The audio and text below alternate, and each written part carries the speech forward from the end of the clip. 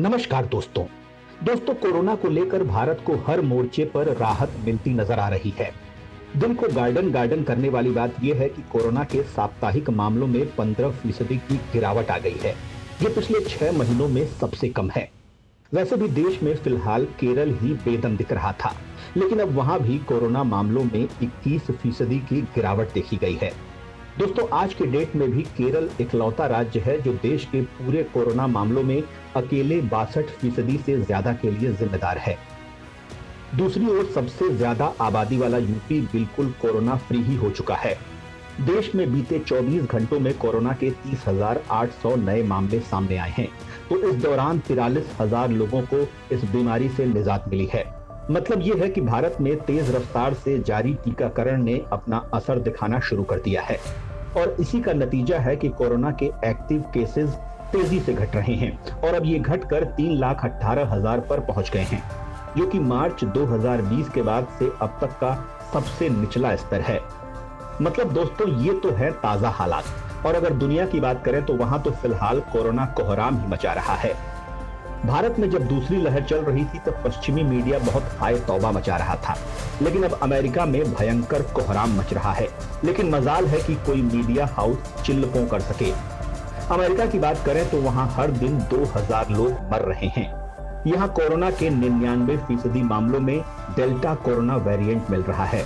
तो वहीं सबसे पहले वैक्सीन बना लेने वाला रूस और ब्राजील कोरोना महामारी की मार से बुरी तरह प्रभावित हैं। अमेरिका में 13 सितंबर को 2,85,000 मामले सामने आए थे, तो बीते शुक्रवार को यहां 1,65,000 नए मामले दर्ज किए गए हैं। अब अमेरिका में बैठकर भारत में कोरोना पर ज्ञान बांटने वाले विशेषज्ञ एंथनी फासी ने कहा है कि जल्द ही वैक्सीन की बूस्टर डोज जरूरी हो जाएगी। हालांकि America food and drug administration लोगों में तीसरी बूस्टर डोज के व्यापक इस्तेमाल को खारिज कर चुका है। ये अमेरिका के हालात हैं। तो वहीं ब्राजील में हालात सुधरने का नाम ही नहीं ले रहे हैं। ब्राजील में कोरोना संक्रमण के मामले फिर से बढ़ रहे हैं।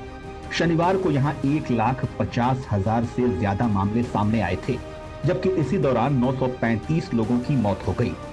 तो दोस्तों, कोरोना के मामले में रूस फिर बेहाल है। रूस में कोरोना से होने वाली मौतें कम नहीं हो रही हैं। रूस में बीते 24 घंटों में कोरोना संक्रमण के 20,000 नए मामले दर्ज किए गए और 800 लोगों की जान चली गई। तो वहीं फ्रांस में 6,000 और इटली में 4,000 मामले रोज आ रहे हैं। तो ब्रिटेन में 30,000 मामले रोज आ रहे हैं। मतलब यह है कि भारत ने कोरोना पर काबू पा लिया। लेकिन जब देश में कोरोना फैला तो पश्चिम का दोगला मीडिया यहाँ की गलत तस्वीर पेश करने में ही लगा रहा, जबकि आज यूपी जैसे राज्य में केवल 17 मामले देखने को मिले हैं। हालांकि इस मामले में कॉमरेड्स का गढ़ यानी केरल हर बार की तरह इस बार भी फेल है, लेकिन वहां की न तो पश्चिमी मीडिया को फिक्र देखने को मिली और न ही देश के एजेंडा वाली मीडिया को फिक्र रही।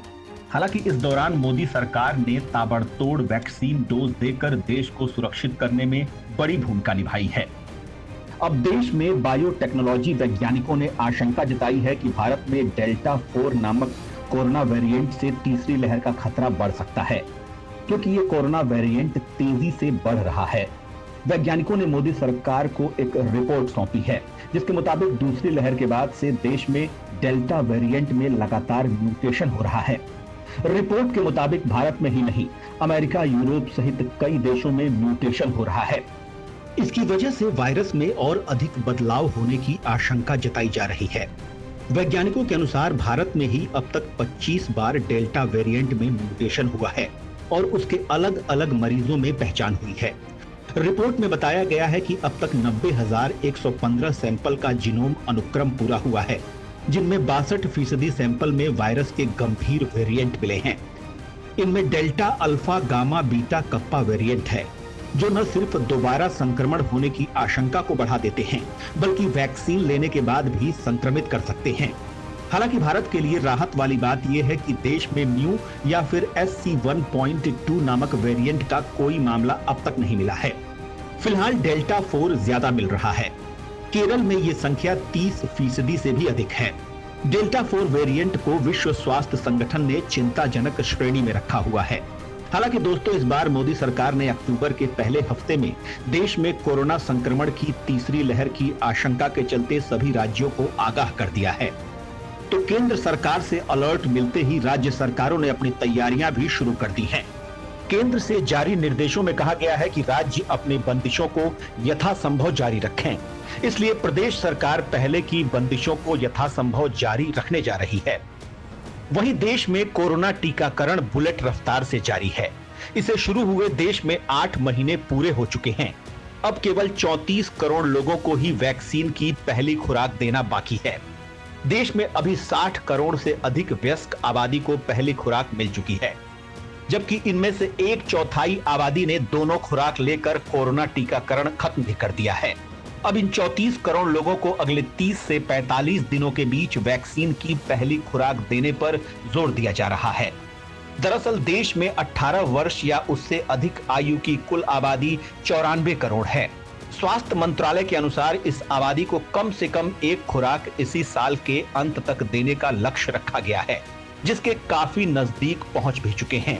स्वास्थ्य मंत्रालय ने बताया कि वैक्सीन की एक और खेप जारी कर दी गई है। अगले 2 दिनों के भीतर राज्यों को 1 करोड़ 60 लाख से भी अधिक वैक्सीन की खुराक मिलने वाली है। फिलहाल इनके भंडारण में 5 करोड़ से अधिक खुराक मौजूद हैं, जिनका इस्तेमाल टीकाकरण में होना है।